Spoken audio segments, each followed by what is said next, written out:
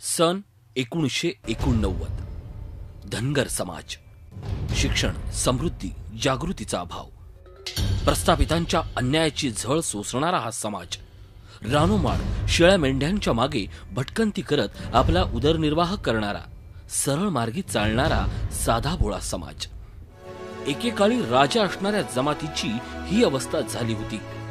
याच सगळ्या परिस्थितीमुळे इंजिनियर असणारा बारामती उंडवडीचा एक तरुण अस्वस्थ झाला आणि ही परिस्थिती बदलण्याचा त्यानं विडा उचलला.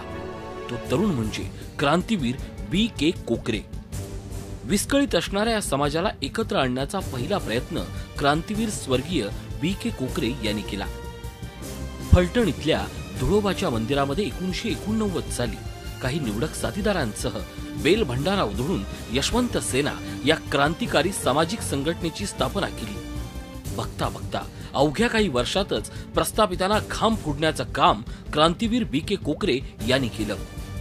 धनगर समाजामधील सर्व वयोगटातील लोक पेटून उठले होते. यशवंत सेनेला पाठिंबा वाढत होता. समाजामध्ये कधी नव्हे एवढी जागृती निर्माण करण्याचं काम यशवंत सेनेनं केलं.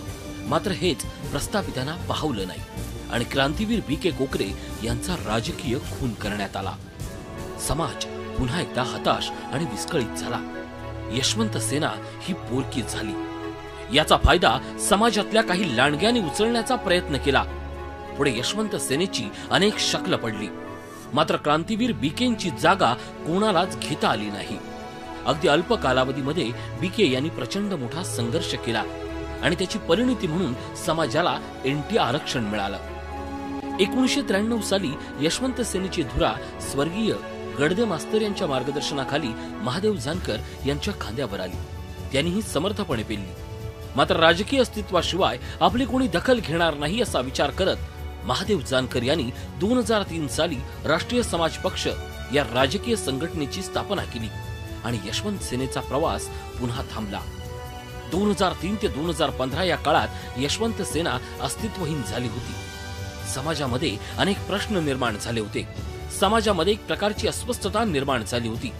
सगळ्यात जिव्हाळ्याचा प्रश्न म्हणजे आरक्षण. या आरक्षणावर लढणारे समाजाचे नेते कुठल्या ना कुठल्या राजकीय पक्षाला बांधील झाले होते. आरक्षणाचा प्रश्न अद्याप सुटला नाहीये.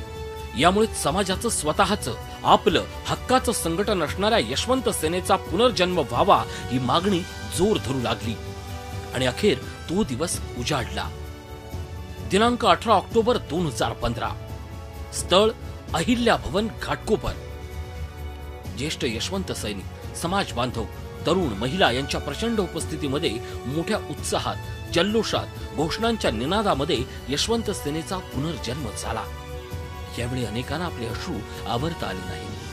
पुनर्जन्म झालेल्या या यशवंत सेनेचा सरसेनापतीही तितक्याच ताकदीचा निवडण्यात आला.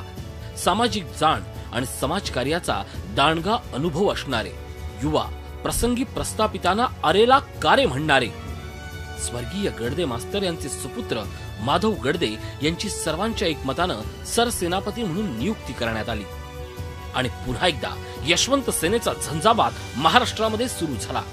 गावागावामध्ये शाखा उघडू लागल्या.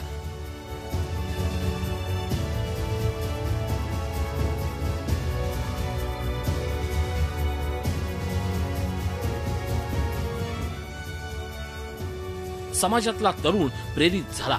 यशवंत सेनेत सामील होऊ लागला आणि मग सुरू झाली अभिनव आंदोलनाची मालिका. आरक्षणाचा प्रश्न मार्गी लावावा म्हणून नवीन भाजप सरकारच्या पहिल्याच अधिवेशनात यशवंत सैनिकांनी शांततेच्या मार्गानं शिवसेना भाजपच्या आमदारांना गुलाबाचं फूल दिलं. अपेक्षा हीच होती की या सर्वांनी आरक्षणाचा प्रश्न सोडवावा. मात्र काहीच होत नाही हे लक्षात आल्यावर दुसऱ्या अधिवेशनामध्ये यशवंत सेनेच्या ढाण्या वाघांनी थेट विधान भवनाच्या सभागृहामध्ये घुसून डरकाळी फोडली. मुख्यमंत्र्यांचा निषेध करत आरक्षण आमच्या हक्काचं, नाही कुणाच्या बापाचं अशी जोरदार घोषणाबाजी केली. या जिगरबाज यशवंत सैनिकांच्या कृतीमुळे समाजामधून वारे वा यशवंत सेना आणि यशवंत सैनिक अशी कौतुकाची थाप मिळाली. त्यानंतर यशवंत सेनेनं शासनामार्फत धनगर समाजाचा अभ्यास करण्यासाठी नेमलेल्या 30 समितीला भेट दिली, आपलं मत व्यक्त केलं आणि आरक्षणाबद्दलचे सबळ पुरावेही दिले. या सगळ्या दरम्यान यशवंत सेना ठिकठिकाणी वाढत होती. यशवंत सेनेमार्फत अनेक सामाजिक उपक्रम राबवले जात होते. हे सगळं सुरू असताना राष्ट्रवादी काँग्रेसचे नेते मधुकर पिचड यांनी धनगर समाजाला आरक्षण दिलं तर आम्ही आदिवासी आतंकवादी नक्षलवादी होऊ असं वक्तव्य केलं आणि समाजाच्या आरक्षणाला विरोध केला। मग काय, यशवंत सैनिकांची तळपायाची आग मस्तकात गेली आणि निर्धार झाला की याला धडा तर शिकवायचा, पण यांच्या बोलवत्या धन्याला जाब पण विचारायचा। म्हणूनच 11 ऑगस्ट 2016ला यशवंत सैनिकांनी थेट नरिमन पॉइंट इथल्या राष्ट्रवादी काँग्रेसच्या मुख्यालयामध्ये घुसून पिचडांच्या विरोधात जोरदार घोषणाबाजी करत जोडे मारो आंदोलन केलं। यामुळे धसका घेतलेल्या राष्ट्रवादीनं बेछूट आरोप केले, पण यशवंत सैनिकांच्या दणक्यामुळे अपेक्षित परिणाम साध्य झाला होता। महाराष्ट्रामध्ये सर्व समाज बांधवांनी पिचडांच्या विरोधात आंदोलनाला सुरुवात केली। त्यानंतर पिचडांची बोलती बंद झाली ती झालीच। या एका वर्षात यशवंत सैनिकांनी सामाजिक भान राखत कोल्हापूर येथे गावगुंडांच्या त्रासाला कंटाळून आत्महत्या करणाऱ्या समाज भगिनीच्या कुटुंबाला भेट देत धीर तर दिलाच, शिवाय आर्थिक परिस्थिती बेताची असणाऱ्या या कुटुंबाला गरज भासेल त्यावेळी आर्थिक मदत करण्याचं आश्वासनही दिलं। तसेच वरिष्ठ पोलिसांना भेटून गावगुंडांचा बंदोबस्त करावा अशी मागणी केली, अन्यथा यशवंत सेना कायदा हातामध्ये घेईल असा सूचक इशाराही दिला। सातारामध्ये समाजातल्या एका लहान मुलीवर बलात्कार झाल्यानंतर आरोपींना कठोर शिक्षा व्हावी या मागणीला घेऊन यशवंत सैनिकांनी तीव्र मोर्चा काढला आणि त्याचे पडसाद संपूर्ण सातारा जिल्ह्यात उमटले। यात जिगरबाज यशवंत सैनिकांनी आणि सरसेनापतींनी 2 वर्षापूर्वी आरक्षणाच्या मागणीला घेऊन देशाची आर्थिक राजधानी असणाऱ्या मुंबईची लोकल सेवा ठप्प केली होती। खऱ्या अर्थानं तेव्हापासूनच यशवंत सेनेच्या पुनर्जन्माची कहाणी नियती लिहत होती।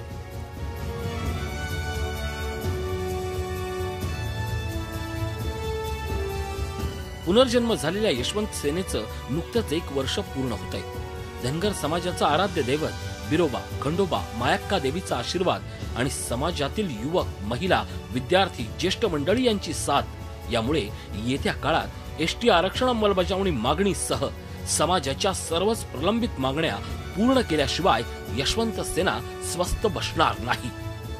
आता असं म्हणतात, घुमू दे एकच ललकार, यळकोट यळकोट जय मल्हार।